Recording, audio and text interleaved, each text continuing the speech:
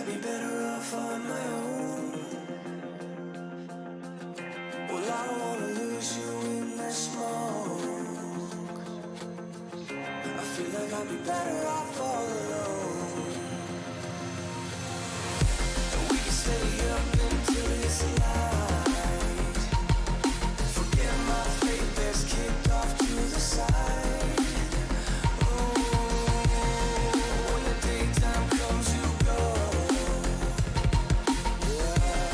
I'd be better off all alone.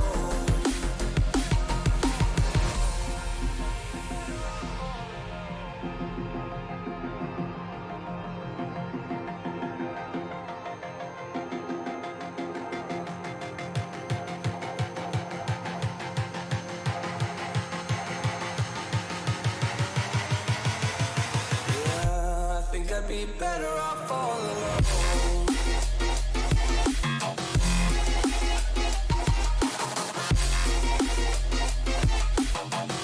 I'd be better off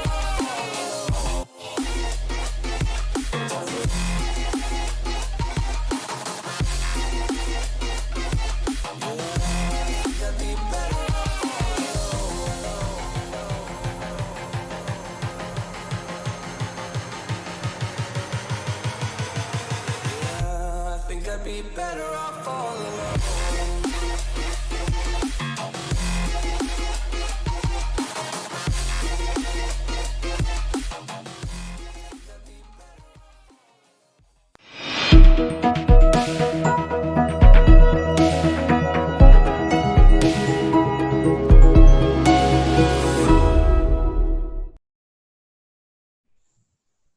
We are live. Hello, everyone, and welcome to this week's edition of Cryptocopia's live stream AMA series.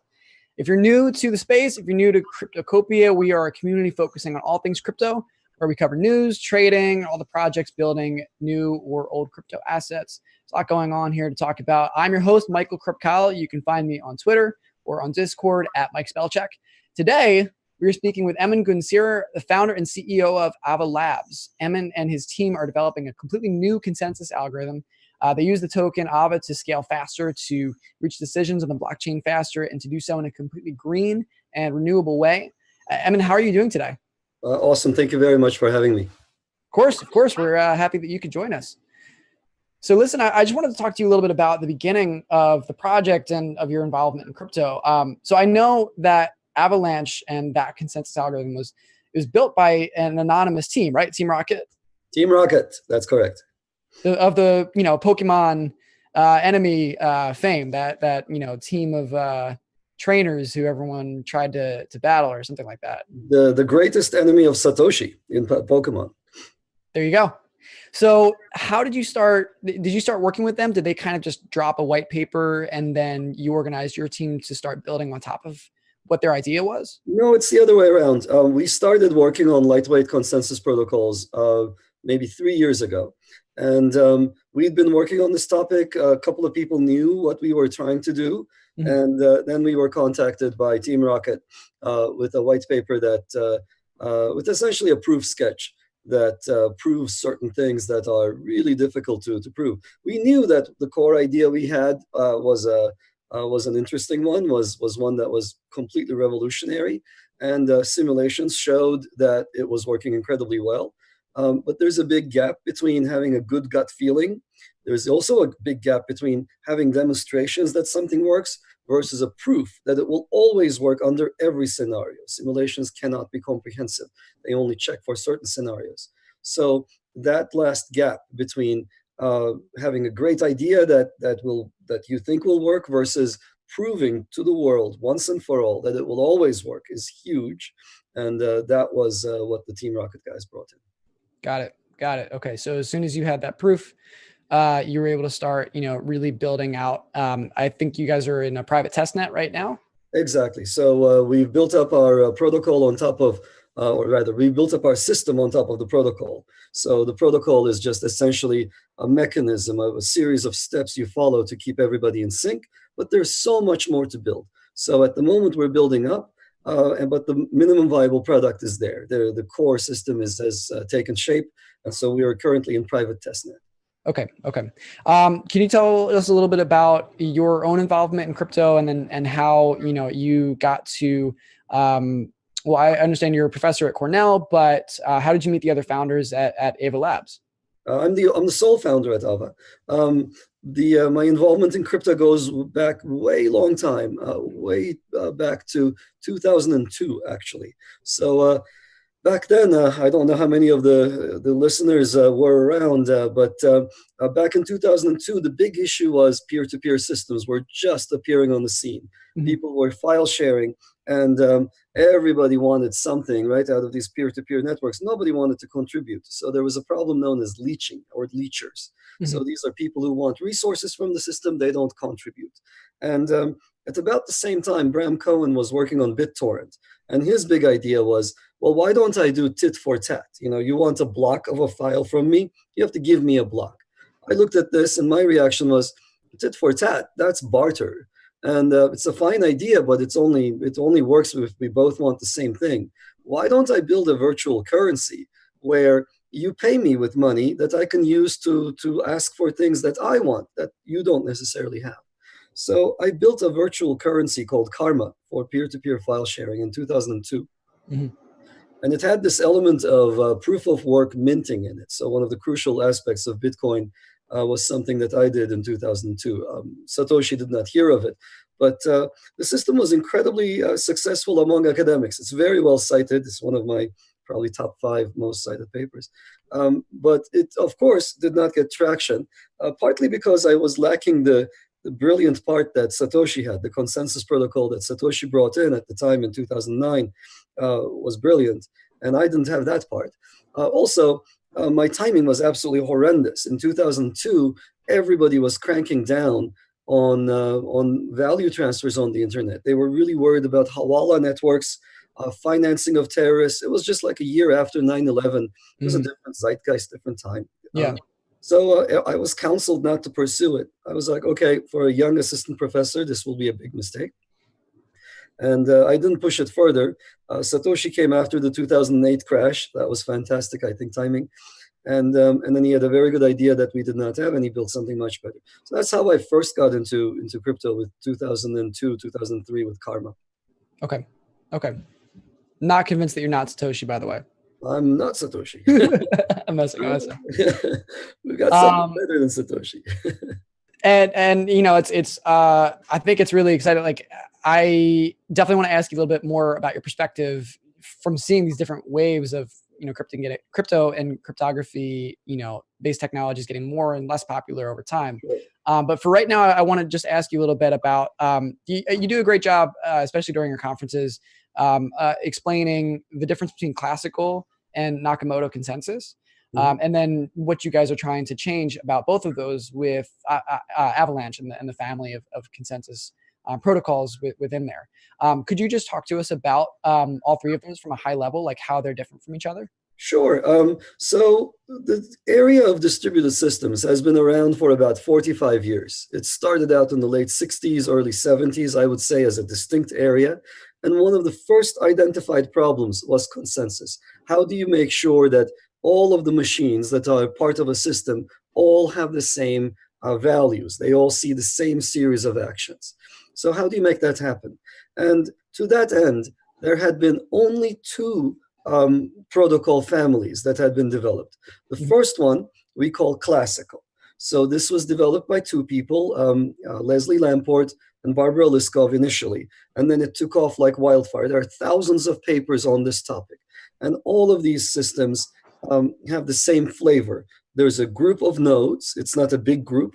Everybody in the group knows everybody else, and they communicate with a supermajority. So you write to 67 of the 100 people in the room, you say something happened, I read from 67, and so we will have at least 34 people in the intersection. 33 of them could be Byzantine. They could say one thing to you and one thing to me. But there's that one extra guy who will truthfully carry over the message from one person to the next. So these are fine protocols. They're used in permission systems. So Corda, Hyperledger, Quorum, they're all based on classical protocols. They're good ideas. It's a good idea. The problem is it doesn't scale well in the number of participants. Everybody has to talk to everybody else, or information has to flow from everybody to everybody else. That's n squared. And there's also fragility. I have to know everybody in the room. If Right. you're writing to a Senate with a certain set of 100, and I'm reading from what I think is the Senate, but it's a different set of 100 people, the intersections won't work out. The data will not flow properly. Everything will fall apart.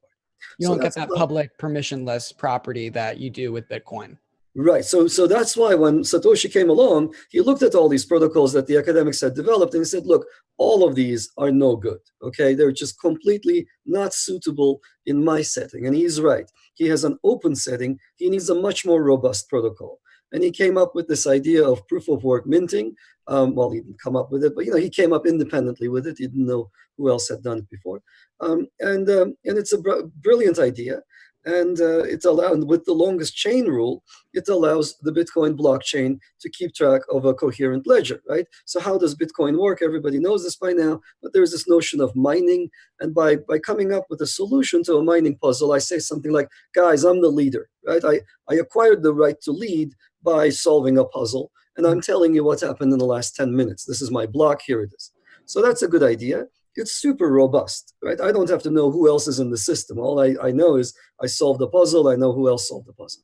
So that is nice, except it's incredibly not scalable. Right? It just ticks along. Bitcoin gets what, 3 TPS per second, 3 transactions per second, Mhm.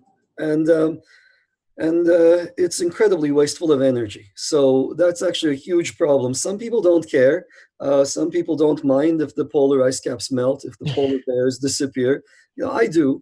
I think a lot of people do, actually. I think they'll care eventually. They'll have to care. Polar bears are cool. So, and we need the poles. But really, more importantly, even for those selfish people, they can see that there's a lot of value leaking out of the system, right? So the miners have to pay the power bills. So the people who are really getting the benefit of Bitcoin are not you and me who are hodling, but it's the power companies. They're making like hundreds of millions of dollars per year. Yeah. So that's a waste that should not be. So in comes last year's paper from Team Rocket, and it does something magical. It says, look, we've had 2 families. One family, the people who invented it, they have Turing Awards. The other family, he has 1 million Bitcoins, approximately whatever, Right. $8 billion. But there is now a new family, and it combines the best of Bitcoin type robustness with the speed and efficiency of classical.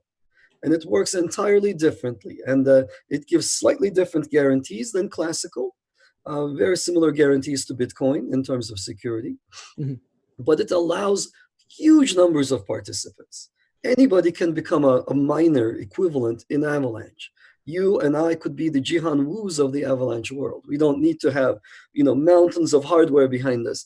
We don't need to have that tight coupling with the power company. We don't need to have we don't need to be in bed with somebody's, hydroelectric dam. Yeah. So that's an amazing feature. And so how does that work? If I'm somebody who wants to join the network, do I have to put up a stake? How big of a stake? What are the requirements for me as somebody who wants to spin up a node? So the way we're designing Ava is, so you could use the Avalanche protocol with anything. And there are people who are proposing to use it with proof of work, right? So this is something I identified early on. I said, look, proof of work protocols would even benefit from having Avalanche for pre-consensus or post-consensus, pre-consensus on blocks or post-consensus on checkpoints. So there are people who are trying to do that. But in Ava, we're building a proof of stake-based system. So we need to make sure that people who participate in the system behave well. And to do that, we need to have them show some goodwill and to show that they have enough skin in the game that they're not going to go and try to destroy it. So that requires them to put up a small bond. And one of the interesting features of Avalanche is no matter what you do yourself, you will always get your coins back. But of course, if you do things to destroy the value of the coin, they will be worth less. So that's what we mean by skin in the game. But notice that slight difference. Almost everybody else who's trying to do Ethereum 2.0, who's trying to do one of these new systems, they're trying to use classical protocols. And classical protocols, they typically require some kind of punishment for the bad actors. They all have some kind of notion of slashing. So Right. if you behave badly, I slash you. I take away your bond. I take away your coins. And that's part of your inducement to act like a nice guy. Mhm. And we don't have that in Ava. You could have your node hacked. You could have your CPU misbehave. You could have a hardware failure, and you won't lose your coins. This is partly because we believe in monetary systems being calming. They have to be calm. They have to be calming technology. I don't want to have any anxiety as I go to sleep about what's going to happen to my machine. Will I lose my money? If this, that shouldn't be a concern of mine. And so that's one. The other reason why we don't have slashing is we can get away with not having it. Our protocol works differently, and slashing is not a requirement for us. So we don't have it. Okay. That's something I wanted to ask you about. So, you beat me to it. Okay. Okay. So if I'm malicious, let's say I'm a malicious actor and you guys are designing this to prevent a 51% attack, what is stopping me from trying to overwhelm the network? That's this, the amount of AVA that I have to stake and the just inherent cost of trying to buy that many nodes. That's the main detractor for that attack. So you will find that it's going to be very difficult for you to amass that amount of capital.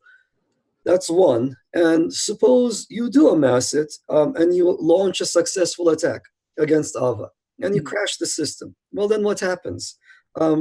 You're going to be left holding a bunch of coins that are worthless. And that's going to be a huge investment that you drove down to zero. And now let's contrast this with Bitcoin and see what happens for a similar attack. So the amount of money that has gone into Bitcoin mining rigs is approximately 2% of Bitcoin's total market cap. So to launch a 51% attack on Bitcoin, you need to spend about 1% of the total market cap. And then after that, you can mine empty blocks all day long and make the entire system completely worthless to use.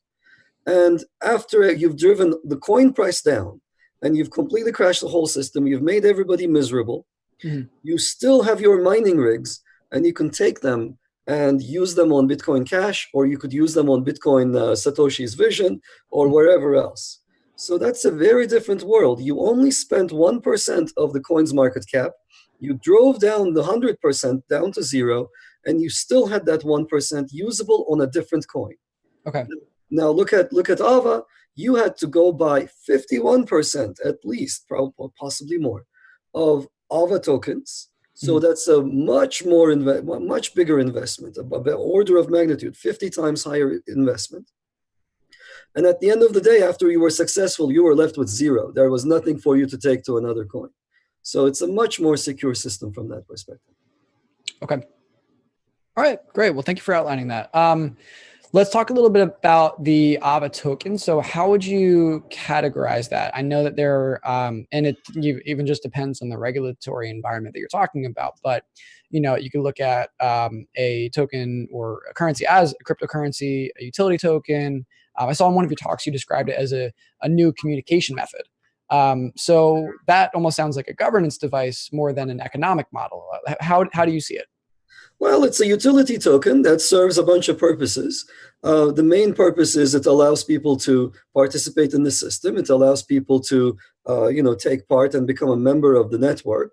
It also allows people to express their opinions on governance issues. So we can talk about governance in Ava if you like. But the way the token works is very similar to how Bitcoin and Ethereum work. It's also used for transaction fees as well.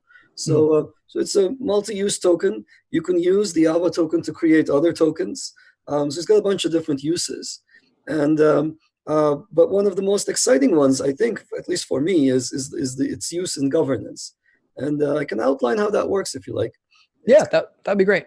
So, okay. So in every other coin, when the designer comes up with the system, he or she has to fix a whole bunch of parameters. So for example, Satoshi, when he came on the scene, he decided, okay, well, I'm going to have 21 million coins. That's great, a fixed supply, which Ava also has. And then he said, look, I'm going to approach that fixed supply according to this halving schedule. So initially we mint 50 coins per block, then 25, then 12 and a half, and approximately every 4 years we go down to half. Right. So that's his plan. It's just like this. And, he kind of nailed it at certain times, right? So his supply matches the demand perfectly. And sometimes he fell behind and demand is too high. And then the coin kind of tends to moon during those times. And that's good. And then sometimes he over mints. Like there's, until recently, I would say in the last fall, he was over minting. And why is this happening? Well, because he blindly has to pick one curve for all time. He's getting no input. And you're just kind of like, you're just kind of blindly drawing a line in the sand. And then you have to stick by it he's stuck by it for 10 years. And he's going to have to stick by it for another decade or more if the coin survives.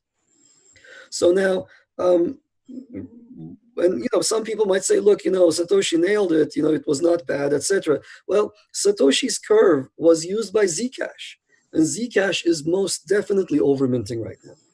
Ethereum picked a curve. Ethereum is, in my opinion, over minting. They're paying their miners way too much for the security they're getting. So, it's very hard to get these curves right. And Zcash inherited its curve from Satoshi. Ethereum did something similar. It's almost impossible to get these parameters right. So how does it work in Ava? So here's how it works. Because of the unique way that Ava consensus works, and maybe I should explain how that is, but because of that, we can do governance in a way that nobody else can. So let me very briefly talk about how consensus works in Ava. And essentially, it works by repeatedly polling the audience. So imagine that we're in a giant stadium with a lot of participants. And, this Maracaibo Stadium in Brazil, the world's biggest, right? 100,000 people.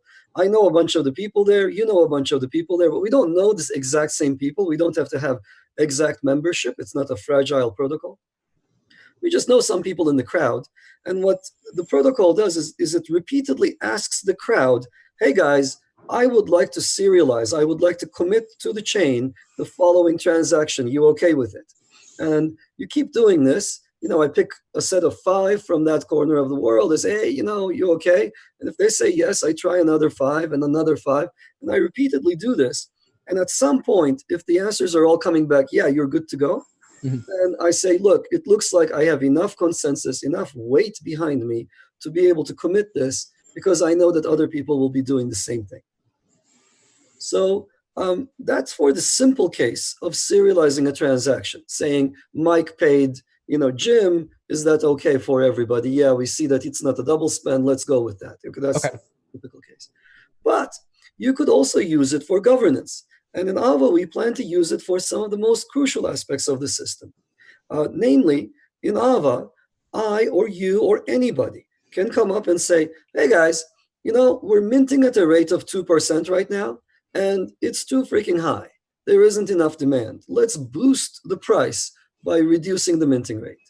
Or vice versa. We're minting at 2%, it's we don't have enough stakers. Let's boost the number of stakers by upping the reward. Let's go to 2.5%.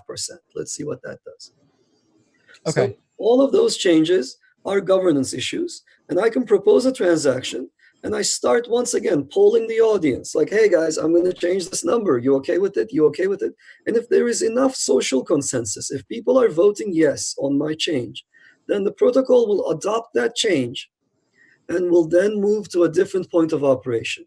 So that's an amazing thing. It allows us to not have to bake in parameters for all time. I can just say, look, we're going to start with a set of default values.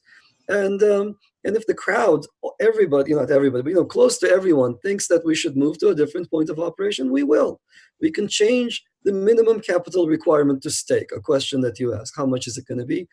By the way, I'm hoping it's going to be low enough to allow participation from a broad base of users. I would say a few $1,000s is what I would like it to be. Okay. But it starts out a few $1,000s. Maybe we have too many or too few, and we can change it. Or minting rate. We're going to approach the same fixed cap, but the way we approach it will depend on our users, our audience. And so that's an amazing thing to be able to do, to actually have a firsthand say in the monetary policy of the system. You are the Fed. You and I make up the Fed in Ava. That's actually exactly what I was just going to say. So, you have the dynamic pricing or the rate schedule that changes. It's not a fixed monetary supply, to compare that to a central bank, but it's not being decided by some foundation that you guys created. Sounds like it's going to be decided by the crowd. Exactly. There are no centralized entities making decisions. It's all the crowd. Got it. Listen, we're going to switch to community questions in about 5 minutes, but I wanted to just honestly ask you a little bit about. I know you're a pretty involved account, personality on crypto Twitter. So, who are some of your favorite accounts to follow? Like, who do you like to get your information from? Who do I follow or get my info from? Oh, a whole base of people, a broad range of people. So I follow Vitalik. He's always very insightful. I follow Tony Arcieri religiously. I follow that's Bascule on Twitter. I follow some of the crypto lawyers on Twitter, Angela Walsh specifically. Follow Dan Robinson, Zaki Manyan. I could go on and on. I follow both camps. So I listen to what's happening in Bitcoin Cash. That's an interesting, they have a very clearly defined vision for how to make the system scale. So Dedal Nix, Roger Ver, I have to follow what they say to see what's going on in that space. Yeah. I follow what's happening in the Bitcoin circles. So a lot of the Bitcoin Core protocol devs I follow, starting with Christian Decker, and certainly going through the whole lot. Some of them turned out to be not so great on Twitter, but Peter Woola I listen to, Matt Corallo I check out, Jeremy Rubin for sure in Core. I don't follow I try not to follow any of the toxic personalities. I'm not going to name them. Mm-hmm. There's a lot in crypto Twitter, which is fine by me. I tried to make them less toxic. They were invited in by certain people, and now the very same people are complaining about the people they invited in, whose coattails they rode. It's kind of interesting to see, but it's okay by me. If a group wants to immolate themselves, that's fine. I'm not going to fight them. Let's see. I follow what's happening in privacy, so I follow Zuko for sure. I could go on like this for all day long, so stop me. I follow what's happening in any group that's doing active development. I try to follow. Okay. I love the Eternity guys. They're doing Bitcoin NG, a system I worked on previously. Mm-hmm. There's a whole lot of others that I can. Yeah. I mean, the reason why I ask is crypto is just such a fascinating space. It's so fast moving. So I'm sure everybody feels, that it's hard to keep up with, just because I feel like the deeper down the rabbit hole you go, the more there is to learn about, and the more wide ranging topics, you start to learn economic theory a little bit more deeply than you expected to a year ago, or, there are so many traders to follow, but there's so much just very low level, but amazing research being done too. Right. It's very interdisciplinary. So if anybody says they're an expert at it, they're definitely not an expert at it. I feel like you should be suspect immediately. Exactly. There's so many different fields involved. I have had to do so much reading myself, and I feel like I only own a tiny portion of the big space. So you mentioned some of the other camps within crypto. Would you say that you see any projects as competition for Ava, or would you say that you're more of a constructive or friendly competition? Is there anybody that is going for the same thing that you guys are, or maybe not? I think everybody pays lip service to the kinds of things we want to do, but I don't see anybody having technology that comes anywhere near what we do. So we're very friendly with other groups. We're very friendly with other groups that are science-based. Anybody who's science-based, they can come in. I will spend a day with them. We'll hang out. We'll have a great time. That's always been the case. I've never wavered from this position. Non-science-based groups that run their communities like cults, I avoid like the plague. And so cultish behavior, brigading, social media manipulation, these are red flags for me. The moment I see them, eject button gets pulled, I'm not involved. As for competition for Ava, we're very driven. We closed an initial seed round in February. We announced the private net in May. So we're not one of these teams that's sitting on our backsides, spending our day on crypto Twitter, arguing with people. I did that for a while, and if they want to suck at life in their own unique way, that's fine. That's their call. So what we're doing is just delivering stuff, and we're not really in competition. Our model is very different from everybody else's, and I can expand on that. Our technology is incredibly different, and you're now seeing other people try to adopt it. Both Bitcoin Cash and IOTA have announced things that are very, very similar to Avalanche, or they are in fact Avalanche. So we're in a very unique position. We're not seeing ourselves as being in competition with others. And also, I'm really excited about the next phase of our growth. So at the moment, we're building the platform, and very soon, as soon as the mainnet is live, we're going to start going up into verticals. We're going to show the world how applications ought to be done above the consensus layer. So we're really excited. Interesting. Could you briefly outline that a little bit, or is it something that you're not really releasing just yet? Yeah, so I can outline the general meta strategy, if you will. So it's a funny space, right? It's been 10 years. And if I look around, I actually don't see that many groups that are really vibrantly doing development. I could name a few. There are a few, but it's not more than a few. And I also don't see any application builders. So everybody got the idea that the world values platforms, and everybody went down into the platform level, and then they ran out of ideas. And the name of the game right now is you go back to the 80s or 90s, you pull out a dusty old classical consensus protocol, you put some new makeup on it, and then you serve it to the masses as if it's new. So I'll name names, right? Hedera Hashgraph, for example, is just PBFT. Okay, this is a protocol we knew about. It's from 1999. It's, as an academic, if I see somebody rediscovering something, but not realizing that he's rediscovered something, I think that's an embarrassing moment, right? But somehow they're around, they're pushing their coin. There are a bunch of other ideas like this. So that's what we're seeing, right? So everybody is trying to come up with new platforms, and there aren't enough application developers. So we want to build some applications the way they need to be built. And our next stage of growth on Ava is going to involve doing some of the things that I don't see the community doing.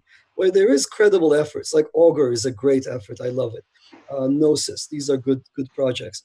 Where there are credible efforts, we don't want to compete with them. They should, of course, come and build on whichever platform makes sense for them. But there's so much opportunity in this space. And I think a large portion of the community is trading. A large portion of the community is holding and shilling. And not enough people are building. And we are builders. That's what we're good at. That's what we're going to be doing. Got it. Cool. Thank you for outlining that. Good. Why don't we, Gun, let's move on and start asking the community for some of what they want to hear. Let's open it up to Cryptocopia. So the first user that wants to hear from you, utility tokens, they want to know, in what way is it better?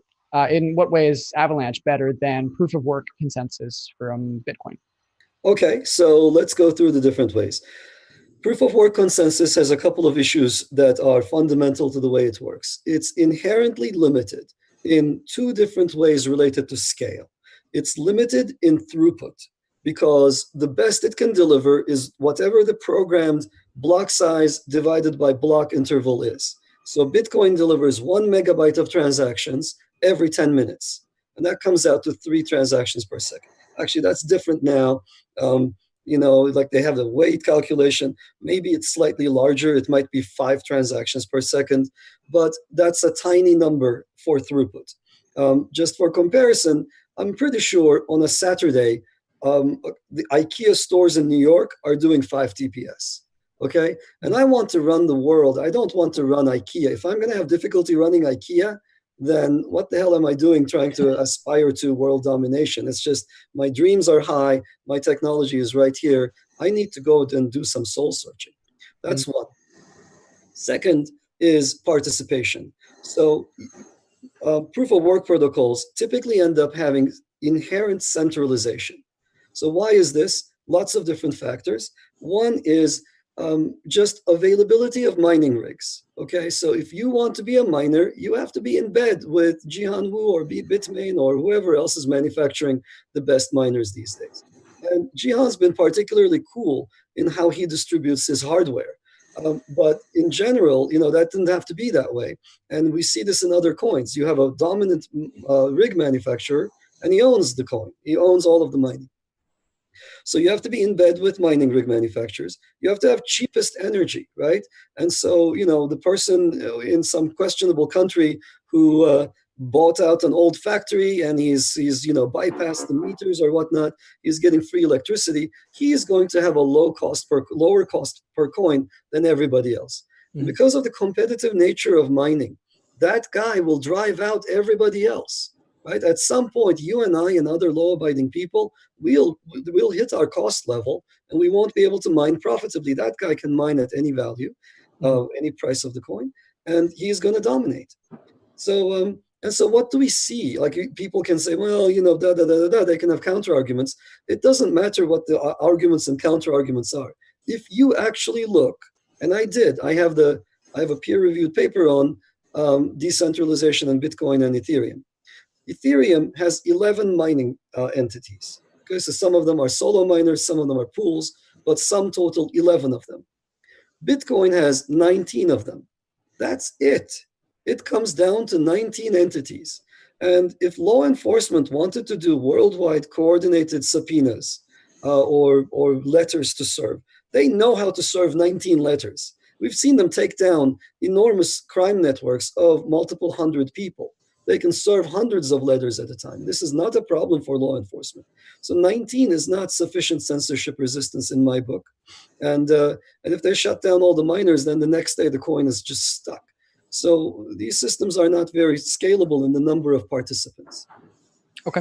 And then finally, the energy consumption. So the amount of energy going into Bitcoin is approximately, let me do this right, I think it was at its peak, 4 Irelands, 2 Denmarks, and 1.5 Czech Republic, or something like 1 Austria. Austria is a very big industrialized nation. Imagine taking all that energy and pouring it into this block creation process. It's just a complete waste of energy. You could redirect it to aluminum smelting. You could redirect it to anything and do something more useful for mankind. And we should be doing that. So very briefly, how is Avalanche better? Avalanche has throughput that's much higher. Our private testnet is currently getting something in excess of 6,000 transactions per second. So that's faster than Visa. So for years, we had the core devs in Bitcoin repeat time after time that you can't compete with Visa. You can't reach that number. And they can't, that's correct. Not with that technology, but with Avalanche, we can. So that's a very good position to be in. So we have the throughput. By the way, we also have incredibly low latency, sub-second latency. About a second is how long it takes for transactions to confirm and achieve finality. Not 10 blocks or whatever, 6 blocks, not 60 minutes, but about a second. Okay. Number of participants, we can have millions of participants in the system firsthand. And energy consumption is incredibly low, many orders of magnitude lower, because there's no mining involved. You don't need mining rigs. Mm-hmm. Okay. I hope that answers the question. Definitely. Yeah, that's super interesting. Thank you for getting into that. Next up, we have corrupted aesthetic. How will your academic and research experience translate into leading a cryptocurrency initiative? I think it's mostly a negative, to be honest. so okay. Oh. So let's do this right. Okay, so I don't think academics have the upper hand on any topic, really. They tend to be cliquey. Academics tend to focus on the wrong thing. Many academics focus on things that don't actually matter. This is like the defining characteristic of an academic. Here's how we see this in crypto. I see a lot of my colleagues new to crypto pick up a problem that is completely irrelevant, but interesting from an academic perspective. For example, worst case scenarios. There are lots of worst case scenarios in crypto, and I see them sacrifice the typical case, the average case, to make sure that some esoteric thing that never used to happen even less often. So that's a common thing. So you have to make sure. So I actively find myself trying to make sure that my academic approach doesn't get in the way of what we need to do. So that's my take on things. But there is one thing in which it helps, or I don't know if it helps, but at least there's one way in which it's defining for me. and that is a firm commitment to scientific pursuit. So we're incredibly data-driven. We're incredibly evidence-based. So if some stuff is not working, then it's not working, and I'll be the first one to call it out. We're not here to build a cult. We're here to build, using scientific methods, to advance the current state of the art and build something that nobody else can. And so that's what I'm trying to do. That's the one way in which being an academic helps. Oh, I guess the other thing is it helps me attract really bright people. I'm really proud of my team. There's nothing like it in any of crypto. I just have had access to very, very smart people. So I'm super, super delighted about that. And in every other way, I try to fight having been an academic. I've never spoken to an academic who sounds like Nicholas Taleb. Oh no, Nick Taleb. Yeah, no, he's right. He's right in many different ways. That's exactly right. That's exactly right. You got to have skin in the game. That's right. Yeah, that's super interesting. Double QP is next up. How much money did Ava raise? Is the fundraising still open? And if so, which round?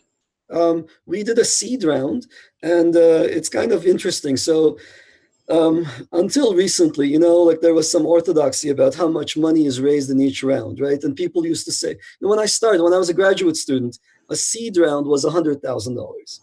And, I would say until 5 years ago or so, a seed round would have been 200,000. But crypto has upended all this stuff. And we were particularly fortunate that we got some really, really good investors. And they saw the promise. In fact, I went to just a few of them. I went to 3 of them. The first 3 I went to, they funded us. And then they brought in a few other people. So I'll name the amount in a second. Our investors are Andreessen Horowitz, Polychain, Metastable, Initialized, which has Gary Tan and Alexis Ohanian in it, and Balaji Srinivasan. And so this is a good lineup, and also Ramtin, by the way, Ramtin Naimi. So that's a good lineup, and we raised $6 million from them, and that's the initial amount that we've been using to build up our company. Okay, yeah, it's good company to be with. Yeah, they've been fantastic. Next up, Lugacker. How will Ava coins be initially distributed? Are you going with an ICO, IEO, or maybe some other means? That's the $1 billion question. It's so hard to come up with an answer to that one. So I can answer in principle, then I can try to give you some outline. So okay, so here's the deal. So the protocol itself is decentralized like no other. And so we have to do justice to it. So when I go online with the mainnet, I want to have hundreds, if not thousands of nodes out there. If there's more, then I will absorb all of them. The protocol is able to have, as I said, tens of thousands of participants, up to millions. So my goal is to be able to allow that to happen. I don't want the wealth concentrated in just a couple of hands, because that would be the biggest disservice to this great idea that we could do. So we want to avoid that. And the question is, well, how do you do it? And the answer is, I don't freaking know. And so I can commit very firmly to the principle that I want to get as much Ava into as many hands as possible. That's what I'm yearning to do, because that's what drives the success of the project, right? This is critical for me. But how do I do it? I don't know. And so Andreessen Horowitz just held a meeting for all the regulators. It was fantastic. It was only last week. I met with Hinman, the SEC commissioner. And oh, wow. It's like, he was there. And in fact, the New York Attorney General was there. The feds were there. FinCEN was there. CFTC was there. The entire set of regulators were there. And the meeting was really interesting. Hinman was actually sandwiched between 2 questioners, if you will. He was literally sandwiched between 2 great lawyers, and one of them was an ex-commissioner himself. And they just said, look, you got to give us bright line rules. You got to give us some clear set of guidelines so we can follow and be in compliance. Nobody wants to break the law. And we know that Bitcoin end result is a good result. You think that that's a currency, that's great. You think that Ethereum is now a currency, that's great. Well, then how do we get there? Tell us how to get there. So they haven't told us how to get there, but their body language was interesting. So they've identified clear scams. and they haven't issued a ruling about the middle ground. So there is a lot of freedom, if you will, in the middle. So I'm not sure what we're going to do. There are things like IEOs. We might enlist the help of an exchange to get the coins into the hands of a large number of people. There are companies emerging who help, again, with the coin distribution. We might get their help. We are not going to be doing a direct sale to the public ourselves, because that's a little too risky for a company, right? Nobody wants to go to jail. Nobody wants to do something bad. And just because you have one idiot, with dual citizenship or whatnot, and suddenly you're in regulatory, issues, you're facing regulatory issues. I don't want Makes sense. So that's we're going to do something in the middle there. But the principle is, like everybody else who's been following Ava, I also, more so than anybody else, I want to get these coins into as many hands as possible. It's not going to be a VC coin. It's not going to get centralized in a couple of hands. Awesome.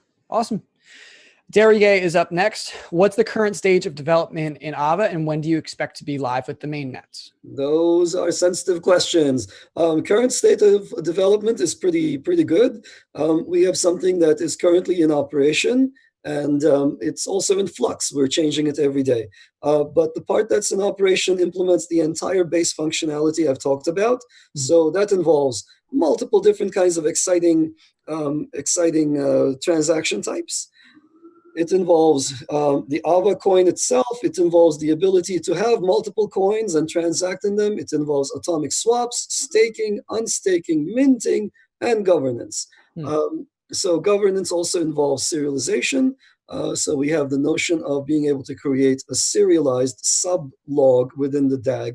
So some of the techies following the conversation, that will mean something to them, not necessarily everyone. So that's the current state of affairs. We still have a bit of work ahead of us. I want to make it really easy to issue digital assets on this platform. It's not that easy. We have a DAG Explorer, so you can see what's happening in the DAG. That's kind of cool. I want to make the accoutrements, the DAG Explorer, for example, much better and easy to use. I want to have a wallet that's usable by humans as opposed to command line, wizards. So there are a couple of things that are missing. And of course, smart contract functionality should be part of some release. If not public testnet, it should be part of what we call V2, version 2. So that's our approximate roadmap. The timing is highly critical and highly confidential. All I can say is it's going to go out when it's ready, and we're working furiously. Okay, that's fair. Totally fair. Fox has a longer question, but a really good one. So they want to talk about decentralized applications. Speaking of smart contracts, apparently dApps are failing to get adopted due to slow finality, to the cost of adoption. For example, like transaction fees, like paying up to $4 for transactions in order to breed a kitty or send a message on the current platforms. So does Ava plan to solve these performance and economic issues? Fantastic question. Absolutely, yes. And we have a bunch of ideas for how to do that. So anytime I talk about Ava, I focus on the core contribution. And the core contribution is this consensus protocol.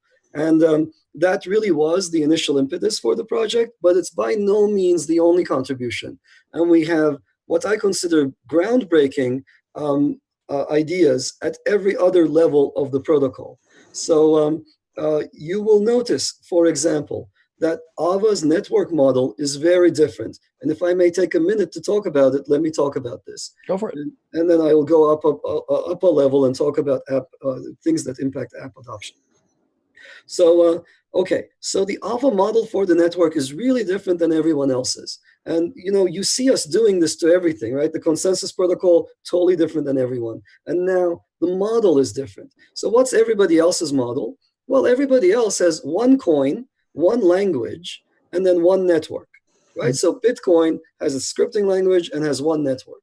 And anytime you want to make a tweak, you want to add an opcode, then you have to fight it with all of the people in the network saying, well, I'm Luke Jr. and I'm running a Raspberry Pi and it's in the swamps of Florida and it can't handle 80 bytes of an op return. It has to be 40 bytes or whatnot. You get friction and cracked voices no matter what.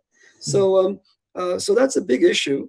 And for Ethereum, it's the same deal, right? I want to install a really large smart contract. You can't. Why? Because the network only supports up to this size. Mhm. So the Ava model is different. We see ourselves as a platform of platforms. We see ourselves as a Lego construction kit. What does that mean? In Ava, we plan to have multiple coins. So there can be Ava coin, that's the native coin, but I can have a Gun coin, you have a Mike coin, there's like a X coin, Y coin, Z coin, right? So you can have any number of coins. Okay. They can mix and match and use any scripting language. So you can say, Mike coin is, you know what? Mike coin records real estate. And it has special rules. If two Mike coins are for adjacent plots, they can be merged into a bigger plot, like real estate. Okay. So, and by the way, I'm going to support Bitcoin script because I want to use Bitcoin wallets. But I also you can say, I also want ZKPs from Zcash, and I also want Monero ring signatures. I want privacy for real estate. That's all doable. And the best of all, and this is the most important part, the nodes themselves can have different features. You can say MikeCoin is supported by yellow nodes. And what are yellow nodes? This is a color you assign to nodes. And so, for example, you can enter into a private transaction with these nodes and say, look, guys, all of you, the yellow nodes, if you want to be yellow, you have to, I will pay you. And you promise to me that you will keep your records for 100 years because this is real estate. It's not your stupid, system where you join without an agreement. But instead, this is going to be a legally based system. Right. So in essence, you can have sub-networks within the network. So if you want to install a really large contract, you can on nodes that have extra space. If you want to have privacy for your contract, you can. The internal state doesn't have to be known to everyone. So this is a pretty amazing feature. Okay, so I've talked for a long time. I guess this is another aspect of having been an academic. I talk to. I'm a little long-winded, but I'll wrap up. At the user experience level, we have a bunch of changes coming up. They will only be made visible at mainnet, but we want to just revamp the whole stack. The current usability of existing systems is abysmal, right? You start out and the first thing you do is you're stuck, right? It's like you need coins and you have to buy Bitcoin, you have to get verified, blah, blah, blah. There are a whole bunch of problems with building apps on top of this platform. The platforms are not well thought out at all, and we will fix them. So we can't wait to do that. Awesome. Well said. We have a lot of questions to go and we only have time for a few more, unfortunately, before we have to wrap up. But, thank you everybody in Cryptocopia for, letting us know what you want to hear from Gun. Okay. Wootards is curious if the inflation and minting rate is decided by the community by staking a significant amount of AVA. Yes, absolutely. It's decided by the community by staking. Cool. Thank you. Mathis is asking, can you tell something about the energy efficiency of your consensus algorithm? Sure. All it requires is a small number of messages to come to finality. So in Bitcoin, it requires 6 blocks to get to finality. In fact, the number of blocks it should require is actually not necessarily fixed at 6. It should go up the bigger the attacker is. So the confirmation times should be bigger for Bitcoin Cash and Bitcoin Satoshi's vision. In fact, confirmation times for BSV should be very, very, very high, maybe infinite. But in any case, let's take Bitcoin. 6 blocks, that's 60 minutes of hashing. And so 60 minutes of hashing is an enormous amount of energy. So it's 1 hour of Austria's energy consumption, right? That is significant. Like a lot of things are spinning, turning, being burned, and so forth. In Ava, if you want to achieve consensus in a 100,000 node network, the number of messages a single node has to send, and that's all it has to do, it has to send some number of messages. That number is approximately the number 5 to 10, so let's say 10. 10 multiplied by a number less than 20. So about 200 packets. The energy required to send 200 packets is in the milliwatts range. It's a fraction of a watt. And so if you multiply that by 100,000, it's just a couple of watts. It's essentially nothing. A couple of watts for a tiny fraction of a second. So it's essentially nothing. Many, many orders of magnitude, probably 6 orders of magnitude, I would say, between us and Bitcoin. It might be 9 orders of magnitude. A huge, huge difference.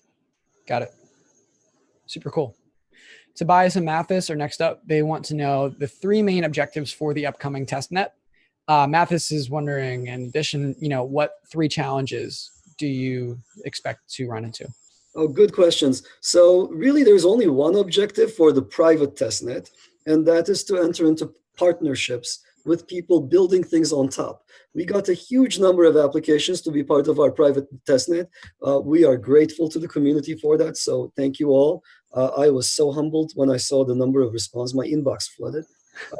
But they mostly came from people who want to be part of the staker network, and we're not taking on stakers right now. We just want to partner with people building things. So that's the current private testnet. Public testnet, the goal is to shake out the system. The code will be made open source at that point. We want as many eyeballs as possible. We're going to start going through security audits at that time. So there is much to do. We want people to stake on the public network. People should start experimenting, getting their hands dirty when we go public. So that's that. So now the three objectives for the system: be a payments rail, be a digital asset tokenization platform, Mhm.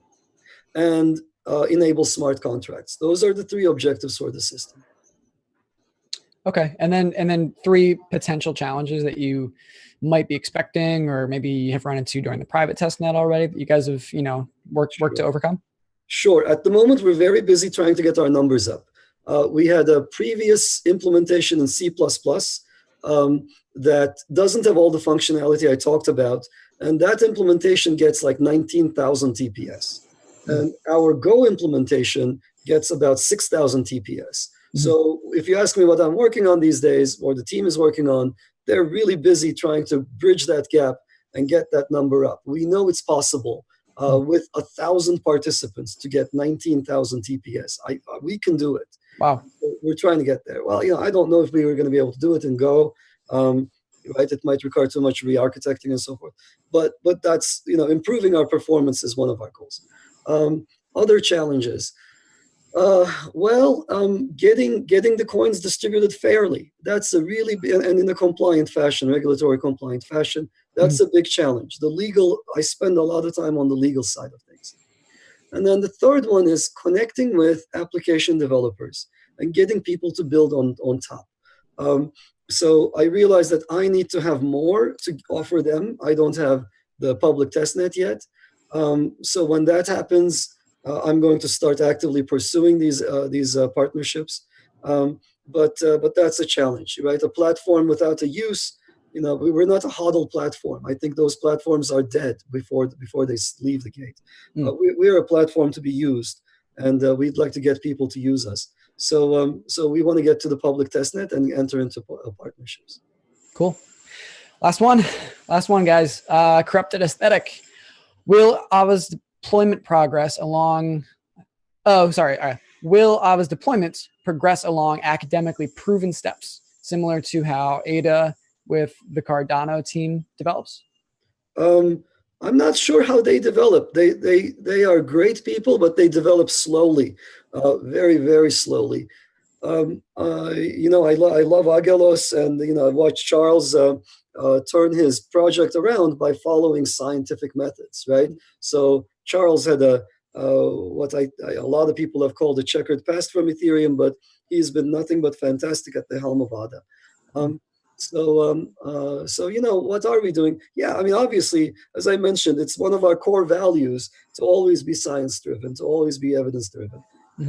So we're doing everything we can to make sure that, for example, the entire project that we worked on, we didn't announce it until we had all of the proofs necessary. This is something that Ada did as well with Ouroboros protocol. Okay. So we're going to try to do our best to make sure that we build a sound system in a sound fashion. And we're trying to do that. I don't know if we're going to follow the exact same things that other people have. We're a fast team, and what we're doing currently is working well for us. So we want to continue on that path. Awesome. Goon, just one more question. What are you excited to see happen in the rest of 2019? What developments, just in your team, but also in the bigger crypto space as a whole? I think we're so okay. So here's what we've seen with really cruddy technology. We saw the space reach $800 billion. So that at a time when we could only do a few transactions per second. So I'm confident we're going to break 1 trillion as a space.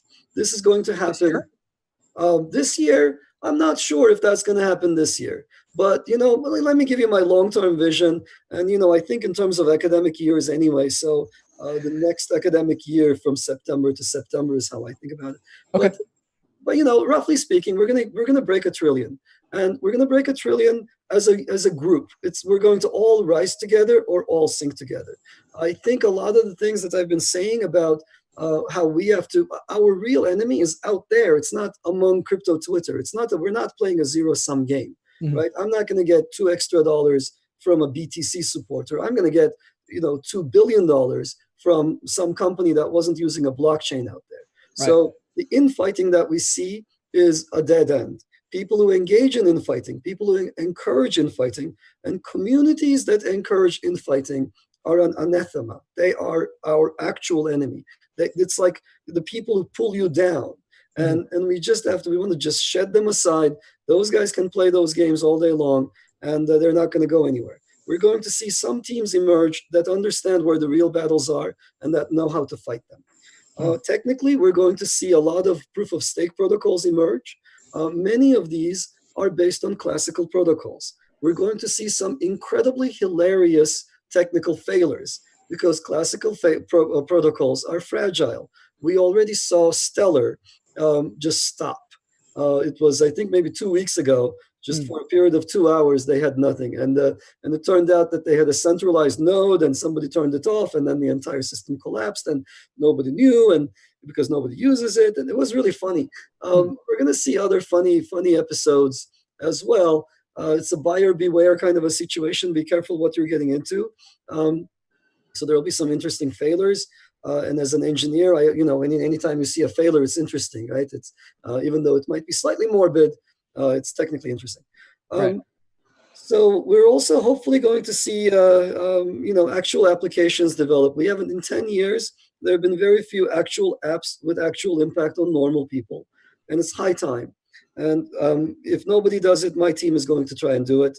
But I'm hoping that as a community, there will be some good things that come out as well. So I'm excited. There is much work to do ahead, and the world of finance, the world of business is ripe for disruption. Lots of incumbents will lose their actual positions. It's not going to happen in a year, but in 5 years. And I can't wait to change the world and move it to a better foundation. Gun, I don't think anybody could have said it better. Thank you so much for doing this with us. Can you just tell us real fast, where we can follow, you on Twitter, your project? Should we be checking out your blog, Medium posts? Sure. I think the best starting point is avalabs.org. It's a very preliminary site. We spent no time on it, but it's got some pointers to everything else. My own Twitter handle is Elite Haxor, EL33T H4XOR. And it's in jest. It's not really meant to be taken seriously. But in any case, I'm Elite Haxor on Twitter. I have a blog at hackingdistributed.com.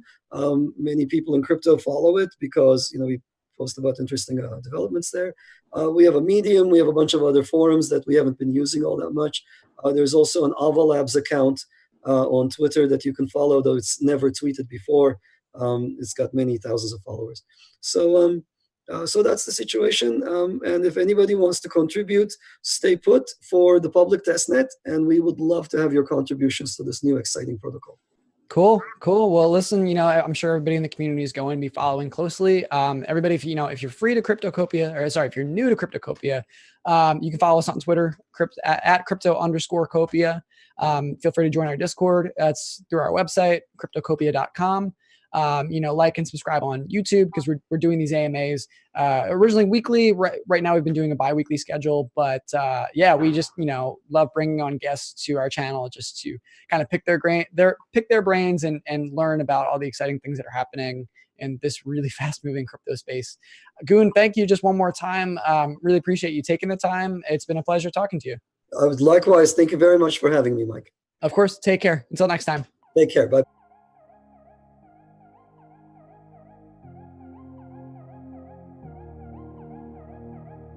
Do we go left? I see no signs. Do we go right? Can't decide. Do we turn back? Do we turn back? It's in your face. First up to mine. What did the days end up in time? How do we fall? How did we fall? When we are all we got, we are all we got. When we are all we got, we are all we got.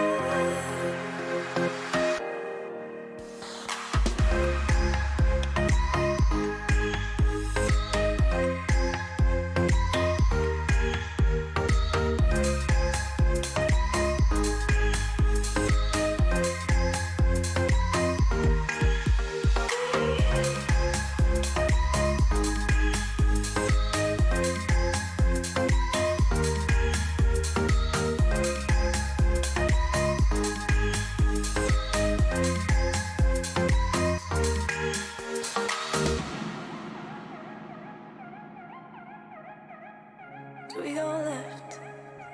I see no signs. Do we go right? Can't decide. Do we turn back? Do we turn